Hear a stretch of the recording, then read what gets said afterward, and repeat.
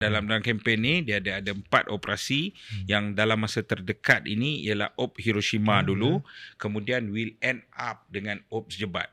Dan saya memerlukan kekuatan rakyat yang sangat luar biasa disatukan untuk Ops Jebat ini.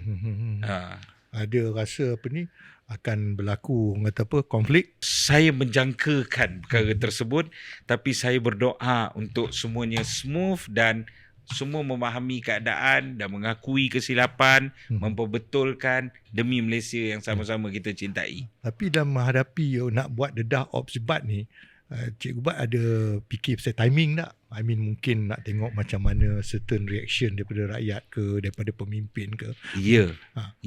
Kan itu saya kata, this is about timing, cara kan. Okay, macam Sun Tzu.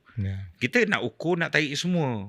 Bila kita wave the benda, detail, account, semua tersentak, nyatu kekuatan. And then we bring Yamashita to explain. Dalam Ops Sun Tzu ni, watak ini bukanlah seorang. Dia adalah ekosistem, kartel dan sebagainya. And then impact dan implikasi kartel ni kalau kita tak selesaikan, maka kerana itu datang Hiroshima. Kan?